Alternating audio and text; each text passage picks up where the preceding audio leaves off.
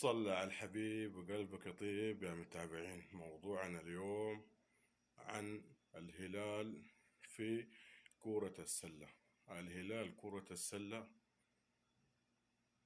قفل النادي حق كرة السلة، رغم ان الموسم اللي فات الهلال اخذ دوري كرة السلة. اللاعبية اللي كان عندهم النجوم صرحهم فسخ عقود النجوم حقهم كرة السلة. كرة السلة في نادي الهلال قفلوه.